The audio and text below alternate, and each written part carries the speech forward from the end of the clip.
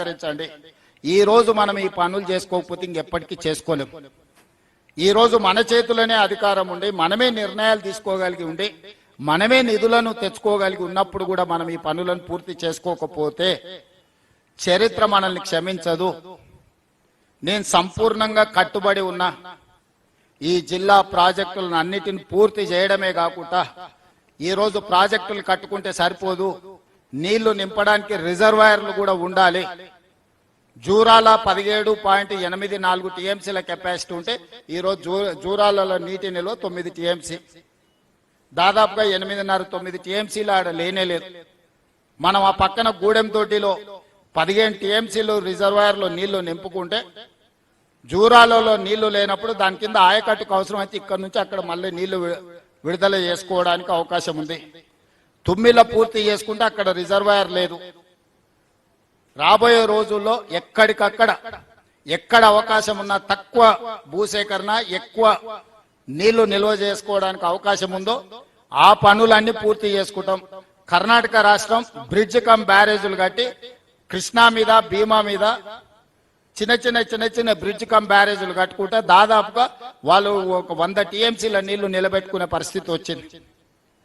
నిన్న మిత్రుడు సిఆర్ గారు మేము కర్ణాటక మంత్రి భోజరాజ్ గారిని అందరినీ తీసుకొని ఈ సరిహద్దు మనకు కర్ణాటక ఈ బ్రిడ్జ్ కమ్ బ్యారేజీలు కట్టుకుంటే మనకు నీళ్లు నింపుకోవడమే కాకుండా గ్రౌండ్ వాటర్ పెరుగుతుంది. అత్యవసర సమయాలలో తాగునీరు కోసం మనం కర్ణాటకకి వెళ్ళి అడుక్కోవాల్సి వస్తుంది ఒకసారి నీటి కొరత ఏర్పడ్డప్పుడు. అందుకే ఈ బ్రిడ్జ్ కమ్ బ్యారేజీలు కట్టుకుంటే ప్రయోజనం ఉంటుందని దాని మీద కూడా ఈ రోజు స్టడీ చేస్తున్నాం. తొందరలోనే సాంకేతిక నిపుణులతో చర్చించి కర్ణాటకలో అక్కడ కాంగ్రెస్ ప్రభుత్వం ఉంది, అక్కడ ముఖ్యమంత్రి గారితో ఉన్న సన్నిహిత సంబంధాలను కూడా వాడుకొని ఖర్చులలో కూడా కొంత వాళ్ళు మనం ఖర్చులు కొంచెం కలిసి పంచుకునేటట్టు, ఖర్చులు సగం సగం పెట్టుకుంటే నీళ్లు కనీసం 60%-70% మనం వాడుకునేటట్టు మనకున్న ఇబ్బందులు వివరించి చేయాలని ఒక కార్యాచరణ కూడా తీసుకున్నాం. అదేవిధంగా రిజర్వాయర్లు ఇప్పుడు ఆగిపోయిన పనులను పునరుద్ధరించి ఆ రోజు అడగోలుగా అంచనాలు వేసుకొని ఎట్లా పడితే అట్లా వేసి ఇప్పుడు నిజంగా కాంట్రాక్టర్లకు ఇవ్వాల్సి వచ్చినప్పటికీ మొత్తం పనుల స్వరూపమే మారిపోయింది. అందుకే పనుల ఈ రోజు వాస్తవ పరిస్థితులు ఏ విధంగా ఉన్నాయో దాని ప్రకారం అంచనాలు తయారు చేసుకొని వీటన్నిటిని కూడా పూర్తి చేయడానికి ఈరోజు కార్యాచరణ తీసుకున్నాం. మీరందరూ కూడా సహకరించి మన జిల్లాను మనం అభివృద్ధి చేసుకుందాము. ఇంత మంచి అవకాశం మళ్ళీ మనకు రాదు.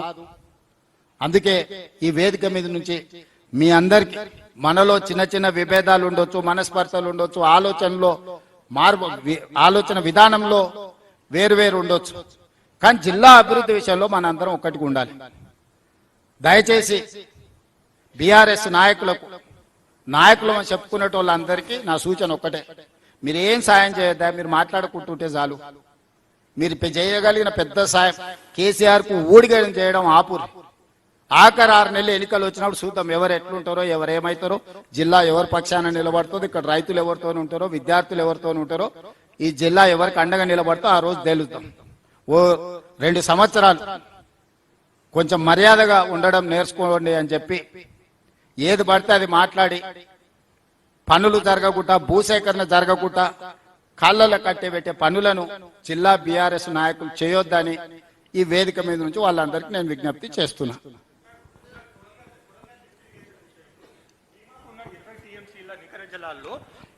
ఏడు టీఎంసీలు మీరు అక్కడ కోత పెట్టేసి ఇక్కడ కొడంగల్కి ఇస్తున్నారు. దానివల్ల బీమా రైతులు అక్కడ నష్టపోతున్నారు, ఇక్కడ కొడంగల్ రైతులు వీళ్ళు నష్టపోతున్నారు. ఎందుకంటే వాళ్ళకు 1,00,000 ఎకరాలకు 7 టీఎంసీలు సరిపోవు.